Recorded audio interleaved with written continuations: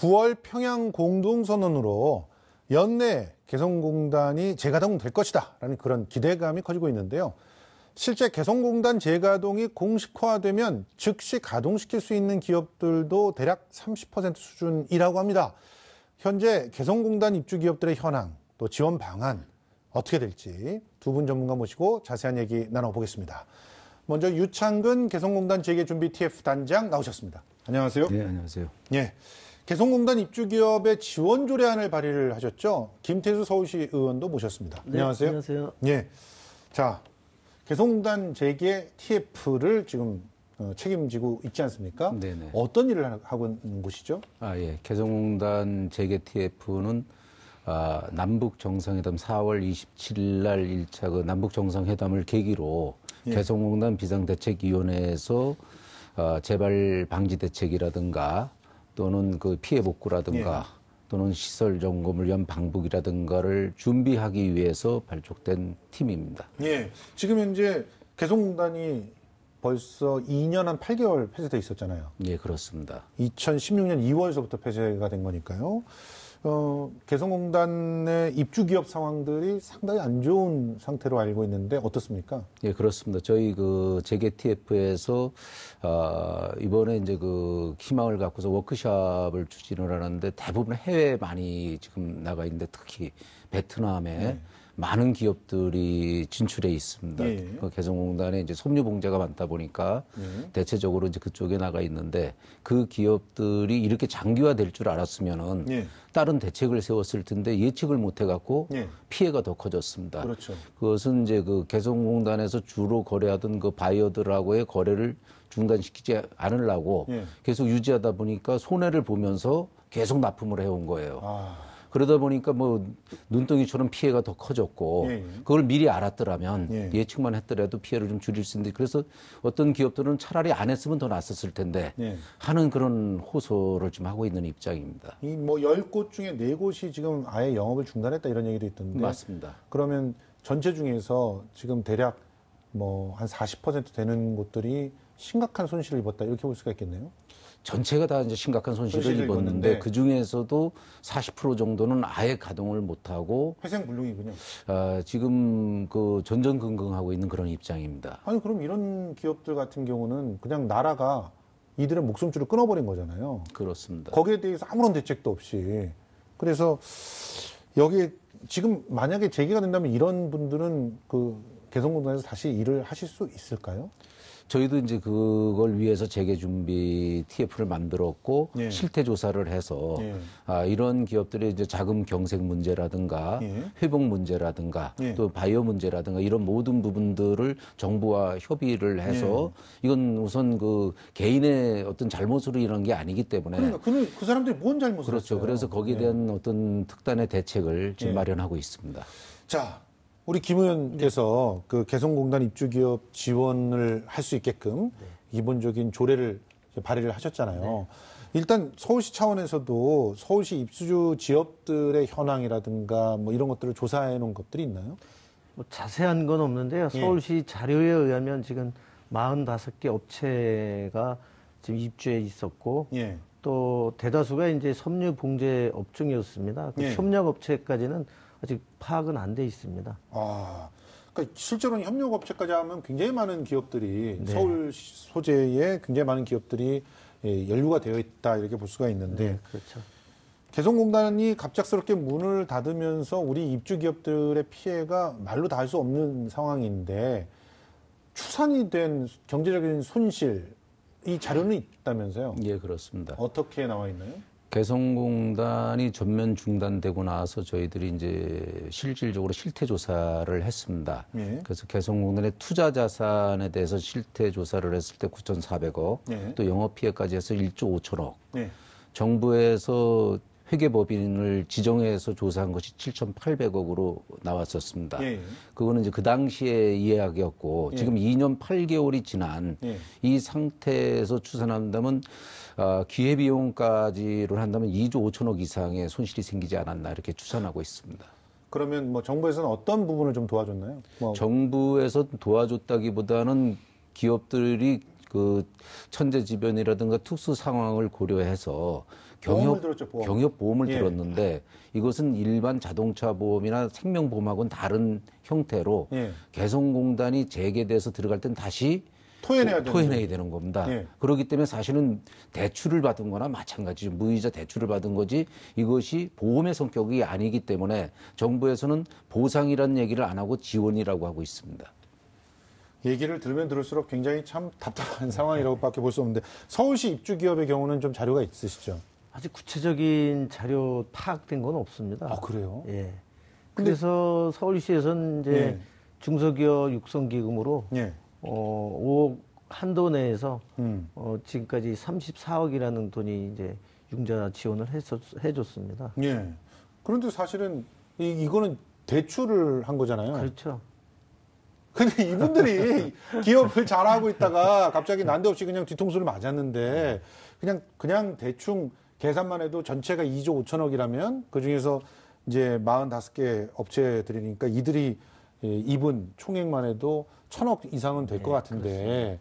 그런데 기껏해 이제 우리 34억 정도 지원한 거란 말이에요. 그것도 빌려주는 걸로. 1년 거치 4년 변동사안입니다. 예, 참.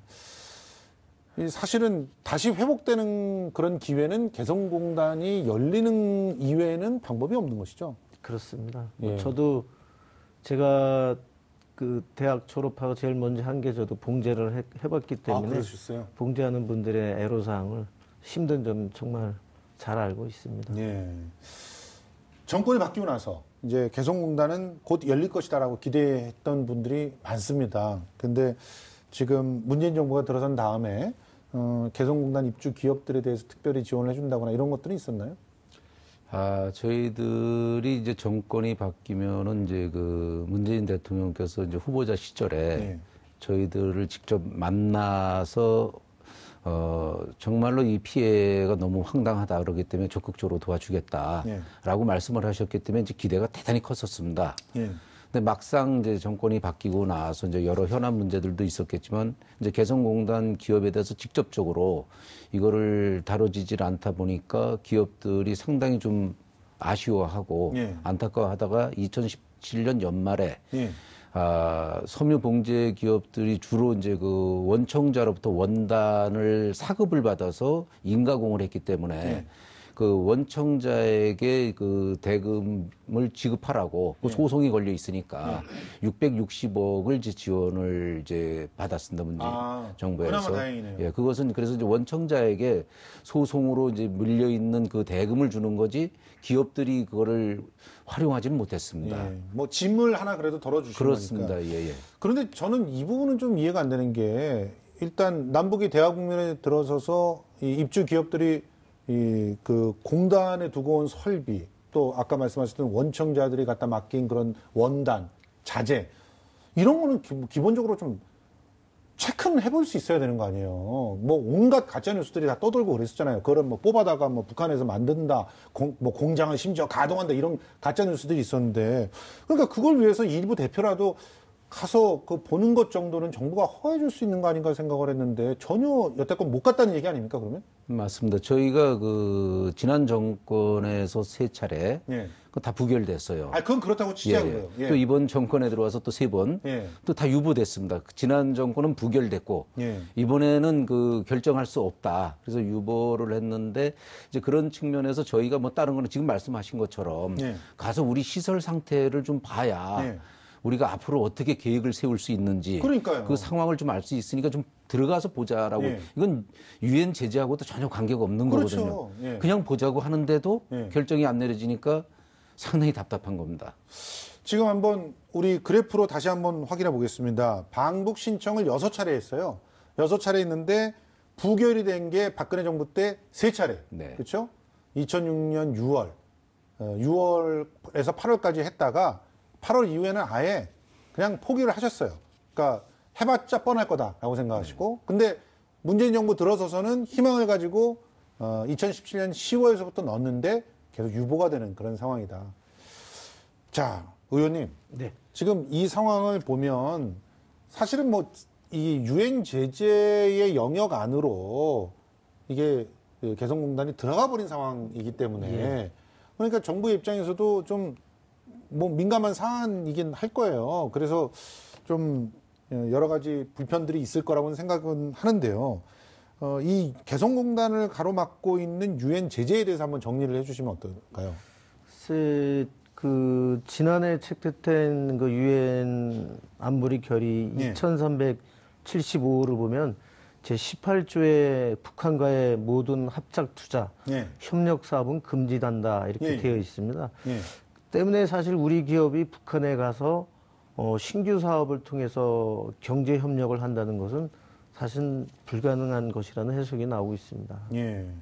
그러니까 결과적으로 그 유엔의 허락을 받고 제재를 풀기 전에는 개성공단은 가동하기가 어렵다. 그렇습니다. 이런 결론이기 때문에 가서 이제 보는 것도 사실 눈치를 좀 봐야 된다. 이런 얘기인 것 같은데, 그런데 말이에요. 이거 확실하게 하자고요. 유엔 제재가 이전에도 계속 있었잖아요. 북한이 핵 개발하면서. 맞습니다. 그렇죠? 2004년도에 개성공단을 시작할 때도 있었고. 그렇죠. 예, 그 상황은 이제 북한이 뭐 계속 핵 미사일을 이제 실험 발사 등을 하고 있기 때문에 여러 차례 개성공단이 재개가 되고 있는 동안에 개성공단은 예외로 했었습니다. 그러니까요. 제가 그 말씀을 드리려고 하는 건데, 개성공단이 애초에 시작됐을 때부터 그 이전서부터 유엔에서는 북한을 제재하고 있었고 신규 사업을 하거나 이럴 때 항상 이제 그것을 가로막혔지만, 그런데 이 개성공단 부분만에서는 예외로 인정을 해주는 상태로 박근혜 정부가 맡기 전까지는 그냥 지속을 할 수가 있었잖아요. 박근혜 정부에서도 사실은 그 개성공단에 대해서 북한 주민의 민생 지원. 그러니까 어떻게 보면 인도적 차원이죠. 그렇죠. 인도적 차원에서 민생 지원을 하는 거고, 또 유엔 보고서에도 어떻게도 들어가 있는 거니까 개성공단은 핵과 무관한 상업구역으로서 북한 주민의 민생 지원을 위한 곳이다라고 해서 오히려 유엔에서 이것은 지금 한반도에서 대한민국이 평화를 위해서 상당히 잘하고 있다고 오히려 극찬을 했던. 그렇죠. 그런 거였기 때문에 논리적 모순이 좀 생기는 겁니다. 아니, 그런데 일단 지금은 왜 또 유엔 제재 안에 들어갔느냐 이거죠. 그거는 박근혜 정부가 2016년 2월에 개성공단을 폐쇄하면서 다시 재개할 때는 신규 사업이 되니까 이게 들어가는 겁니까? 2016년 2월 10일 이후에 북한이 이제 핵실험을 하면서 이제 유엔에서는 더 강화하기 위한 수단으로서 지금 아까 이 의원님께서 말씀하신 그런 그 이전에는 없었는데 그게 이제 사후에 나온 겁니다. 모든 합작 투자, 모든 협력 사업이라고 하는 모든이라고 하는 게 들어가는 새로운 결의안이 들어가면서 결과적으로는 지금 폐쇄돼 있는 개성공단도 그 안에 들어가 버리게 된 거죠. 그렇지만 유엔 제재라는 것은 권고입니다. 원면은 법률적으로 강제 규정이 아니라 권고, 그런 부분들에 대해서 하는 거기 때문에 이 부분은 개성공단이 진행됐던 그 이유도 어떤 논리적으로 합법적으로 이거는 북한의 어떤 그런 핵과 별개다라고 했을 때 인도적 측면에서는 관계가 없을 수 있는 그런 부분이 있죠. 그런데 왜 우리나라 일부 언론에서는 왜 그걸 하면은 난리가 나고 마치 국제사회에서 왕따가 된다는 것처럼 그렇게 얘기를 하는 것이죠? 그것은 시작이 잘못된 겁니다. 개성공단에 지급한 북쪽 근로자에 대한 임금이 핵을 만드는데 전용됐다. 뭐 많은 국민들이 말도 안 되잖아요, 사실. 많은 국민들한테 그렇게 전달이 된 겁니다. 그 실질적으로 개성공단 기업들은 북한 핵을 만드는데 역할을 했어? 이렇게 이제 오해가 됐기 때문에 상처가 사실 재산적 피해보다도 그 상처가 더 컸었습니다. 그 누명이죠, 어떻게 보면. 그러니까 그런 기조들이 지금까지 이어져서 결과적으로는 이제 유엔 제재가 있으니까 이건 해서는 안 돼. 이런 식의 얘기들을 맞습니다. 이어나가고 있다는 건데, 이런 상황에서 그러면 공단 재개가 가능할까요? 어떻게 보십니까? 이번에 이제 그 남북 정상회담에서 양측의 지도자가 개성공단에 대해서 그 확실한 의지를 천명을 했어요. 개성공단 열고 싶다. 그다음에 이제 미국 측에서도 비핵화에 대한 어떤 진전이 이루어지는 것에 대해서 이제 앞으로 그런 부분들의 물꼬를 이제 터주는데 과거와는 다른 형태로 열릴 수 있는 희망이 있고, 한반도에 우리가 2017년까지만 해도 전쟁 난달했었습니다. 그렇습니다. 모든 그 이슈가 한반도에 전쟁이 난달했었는데 2018년도 어떻게 바뀌었냐. 평화로 완전히 바뀌는 거거든요. 그렇죠.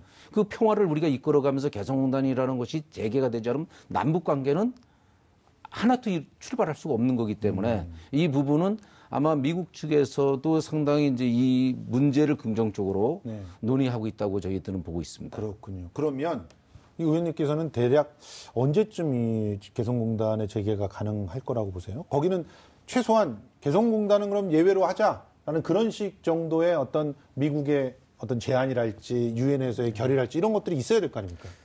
제가 봤을 때는 뭐 미국과 북한의 2차 정상회담 그리고 또 뭐 국제사회의 뭐 동의가 있어야 되지 않을까 하는 그런 개인적인 생각을 하고 있습니다. 지금 대략 2차 정상회담이 11월경에는 있을 거라고 보니까 연내에도 가능하겠네요. 그렇겠죠. 한가는 뭐 10월 안에 할 수 있지 않냐, 북미 정상회담이 개최되지 않냐 이런 얘기도 들리고 있기 때문에 뭐 늘 좋은 것만 생각하면 잘 풀리지 예. 않을까 하는 생각이 듭니다. 알겠습니다. 만약 그렇게만 된다면 너무 좋을 것 같은데요. 그렇게 됐을 때, 다시 재개가 됐을 때, 그럼 우리 다시 입주하겠다. 이런 기업은 어느 정도 지금 의사를 밝히고 있습니까? 예. 그 부분에 대해서 이제 많은 사람들이 어려워졌는데, 예. 이제는 회복불능인데 어떻게 들어가겠냐. 예. 거기에는 자기 전 재산을 투자한 기업들이 지원이라든가 보상을 받지 않은 재산이 거기 있습니다. 예, 그렇죠. 100% 들어갑니다. 왜냐면 거기 있는 재산을 포기할 사람은 없으니까요. 그렇죠. 당연히 들어가는데. 아니, 70년 전에 북에서 내려오신 분들도 거기 있는 땅 얘기를 하시는데. 예. 그러니까 얼마 전에 자기 돈으로 다 들여가지고 공장 지어놨는데 그걸 포기할 사람이 어디 있겠어요. 그러니까 많은 사람들이 이제 오해가 일단 개성공단에 왜 들어가느냐 그러는데 자기 재산이 있으니까 당연히 들어가는 그러니까요. 거고. 두 번째는 뭔가니까 그걸 보고. 예. 방북을 우리가 빨리 해야 되는 목적이 뭐니까 그 상태를 보니까 재개를 하는데 비용이 얼마 들어갈지. 예. 시간이 얼마 걸릴지. 예. 이런 걸 확인하기 위해서 방북이 필요하다. 그렇죠. 이제 이렇게 보고 있습니다. 그러면 새롭게 거기에 더 입주하겠다. 이런 기업들도 생길 수 있을까요? 저는 뭐 가능하다고 생각합니다. 그래요? 정부의 어떤 추가 지원이라든가 예. 서울시의 뭐 정책적인 지원이 확정이 된다면 예. 아마 저희 동네 같은 경우도 이제 봉제 업체가 한 2,500여 개나 되는데 맞습니다. 예. 충분하게 뭐 가능성이 있다 생각하고 예. 제가 만약에 봉제를 한다 그래도 저는 개성공단 가서 할 수 있다 저는 그렇게 생각합니다. 일단은 기본적으로 기술들이 굉장히 좋고 네. 그러면서도 인건비도 상당히 저렴하고 그리고 여러모로 어떤 혜택들이 있다는 그런 전제를 갖고만 있다면 분명히 도전할 사람들은 있다는 것이죠. 예. 그러면 지금 준비를 해야 될 것들이 꽤 있는 것 같아요. 어떤 것들을 지금 구체적으로 준비하고 계십니까? 예. 저희가 이제 가장 중요하게 보는 것은 개성공단의 시설 상태가 예. 2년 8개월이 지난 지금 어떻게 돼 있을까? 우리가 2013년도에 1차 잠정 중단 때 6개월 만에 들어갔는데 예. 그 당시에 이미 금속 같은 경우는 상당히 녹슬어 있었고 예. 그 원단 같은 건 다 습도로 인해서 못 쓰게 됐고 예. 그 6개월만 해도 피해가 상당히 컸습니다. 예. 그때는 아무런 준비 없이 들어갔다가 기업들이 고스란히 끌어안았어요. 예. 그리고 또 북한이 그런 어떤 원인을 제공했기 때문에 예. 하소연할 데도 없었습니다. 예. 그래서 그 6개월만 해도 그렇게 많은 피해가 있었기 때문에 지금 2년 8개월이 지난 지금 상태에서는 아마 상당히 그 설비라든가 배관이라든가 많은 부분들이 못 쓰게 됐을 것이다. 예. 근데 이것이 재개에 직접적인 영향을 주는 것이 뭔가 하니까 오다를 다시 받으려면 예. 그 정상 가동을 시켜야 되는데 이 지금 그 개성 연락사무소 만드는데 3개월 걸렸습니다. 예. 그 사무소 하나 만드는데도 3개월인데 개성공단의 공장을 가동시키려면 얼마만큼의 시간이 걸릴지 예측할 수가 없고 또 바이어들이 들어온다는 보장이 없어요. 많은 기업들이 떠났기 때문에 바이어들로부터 오더를 받을 수 있는가 또 북쪽 인력이 다시 올 수 있는지 이런 부분도 궁금하기 때문에 이런 여러 가지를 진단하는 일이 개성공단 재개준비위원회에서는 지금 상당히 해야 될 일들도 많고 우선 거기 된 재원 조달 문제라든가 이걸 정부 쪽하고 계속 협의하면서 준비를 하는데 지금 시간이 아주 촉박합니다. 그렇군요. 우리 김 의원님께서 발의하신 조례안에 보면 어떤 부분을 구체적으로 지원하게끔 되어 있습니까? 뭐 그 조례안은 이제 개성공단에 입주하는 서울시 기업들에 대한 지원을 할 수 있는 이제 근거를 마련했습니다. 그래서 서울시 기업뿐만 아니라 협력업체까지 개성공단에 입주할 때에 그 실태 조사라든가 아니면 뭐 자금 협의의 설치라든가 이런 부분을 구체적으로 많이 담아 있어서 예. 개성공단에 입주하면서 그 더 큰 활동을 할 수 있게 예. 경제 활동을 할 수 있는 그런 근거를 마련한 그 조례안이다 이렇게 예. 말씀드리고 싶습니다. 각 지자체가 우리 서울시처럼 그런 조례안으로 전폭적으로 좀 지원을 해준다면 이런 많은 그 현안들을 좀 시간을 단축시키면서 좀 해결할 수 있지 않을까 하는 생각이 드는데 더불어서요. 이전에 그 개성공단의 그 한계들도 있었지 않습니까? 네. 뭐 예를 들어서 뭐 통행, 통신, 통관 이 삼통이 불통이다 뭐 이런 얘기들이 있었잖아요. 이런 문제도 좀 개선을 해야 되지 않겠습니까? 더불어서. 이번에 저희들이 바라보는 것은 이제 이 모든 부분에 전제되고 있는 것이 비핵화입니다. 예. 이제 비핵화는 이제 당연히 이루어진다고 보고 그렇게 됐을 때 이제 개성공단이 재개된다 했을 때 삼통 문제는 문제가 되질 않는다고 봐요. 아, 그래요? 예, 그거는 이미 이제 기본적으로 해결될 수 있는 요소고. 예. 그럼 우리나라가 지금 최저임금 문제라든가 주 52시간 문제라든가 여러 가지로 지금 상당히 아까 이 의원님도 말씀하신 것처럼 기업들이 출구를 찾지 못해서 애를 먹고 있습니다. 예. 그럼 이제 개성공단이 북쪽에 있는 원자재, 예. 북한의 지화자원들이 많으니까 그런 원자재를 갖다 가공을 한다든가 예. 또는 개성공단에서 만든 제품을 북한 시장에 진출을 한다든가 아하, 그럼 이런 진짜 좋죠. 식으로 예. 오히려 더 도전적이고 발전적인 예. 모델로 찾은다면 활성화도 되면서 우리 그 성장 동력 확 막혀 있는 예. 물꼬를 틀 수 있는 예. 새로운 어떤 희망을 만들 수가 있습니다. 아니, 그러면 그걸 만들 수 있는 인력도 굉장히 필요할 텐데, 지금 2015년 당시에 5만 명이 넘는 근로자들이 다시 돌아온다는 보장도 없고, 지금 계획으로 따지면은 뭐 20만 명이 넘는 인력이 필요하다고 하는데, 그런 게 다 수급이 제대로 될까요? 저희들이 이제 그 1차 때는 그 애를 먹었습니다. 근로자 예. 문제 때문에 상당히 애를 먹었는데 그때는 제약 요인이 너무 많았어요. 아, 그렇지만은 지금 이제 남북 관계가 이제 화해를 해서 이런 모든 문제가 이제 정상적으로 된다라면 예. 그 개성공단이 갖고 있는 경쟁력으로 사람이 오게끔 만들어야 됩니다. 예, 예.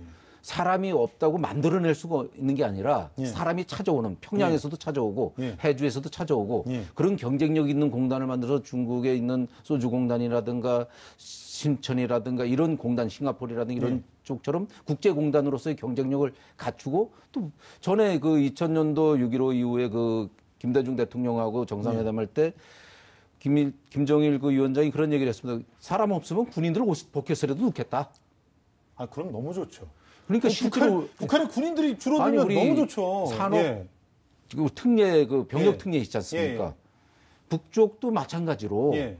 남북 관계 평화가 오면은 예. 바로 그 총을 들고 서 있어요. 아, 그러니까요. 현장에 가서 일을 해야지. 예. 그것이 남북 관계 발전을 위할 수 있는 새로운 어떤 희망의 싹이라고 볼 수 있습니다. 아니, 그러면 이런 공간을 다시는 이렇게 솔직히 왜 그 개성공단을 폐쇄시켰는지 미스테리잖아요. 그렇죠. 그냥 대통령 말 한마디면 그냥 폐쇄되는 그런 식으로 방치해두면 안 되지 않겠습니까? 네, 정권이 바뀌더라도 계속적으로 이 공단을 평화지역으로 넓혀갈 수 있기 위한 법적, 제도적인 어떤 장치 필요하지 않겠어요? 네, 필요합니다. 예. 어떤 것들이 있을까요? 저희 서울시에서도 지금 조직 개편이 이루어지고 있습니다. 그래서 예. 남북교류협력단이라 해서 예. 그 앞으로 남북 통일을 대비해서 민간 차원 그리고 우리 행정적 차원으로 해서 예.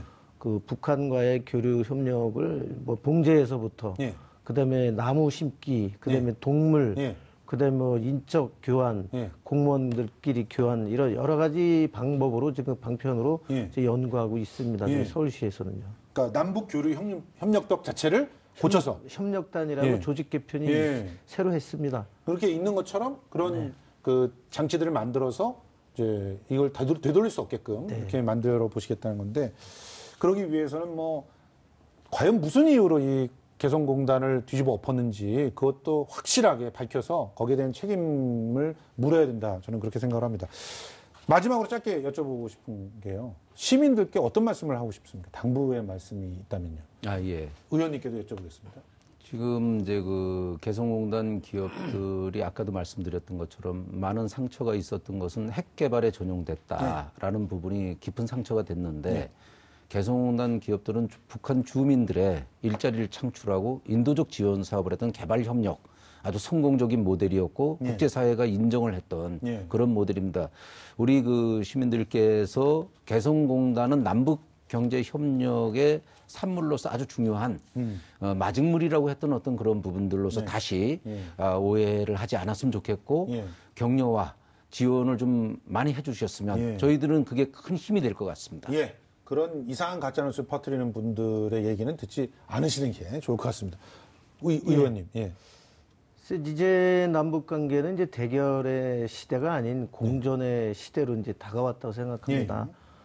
저희 의회에서도 예. 서두르지 않고 예. 돌다리도 두들기라는 식으로 예. 천천히 우리 남북 관계가 평화의 시대가 정착할 수 있도록 저희들이 최대한 열심히 하겠습니다. 시민 여러분들께서 좀 지켜봐 주시고 격려를 많이 해주셨으면 하는 부탁의 말씀을 드리겠습니다. 네, 고맙습니다. 뭐 최근 여론조사 결과를 보면요, 국민 60% 이상이 개성공단과 금강산 관광 재개를 찬성한다고 합니다. 이 60%가 80%, 90%가 되고 평화의 지역이 개성공단과 같은 아이디어를 통해서 더 넓어지는 그런 세상이 빨리 왔으면 좋겠습니다. 지금까지 유창근 개성공단 재개준비 TF 단장 그리고 김태수 서울시 의원과 함께했습니다. 고맙습니다. 고맙습니다. 고맙습니다. 예.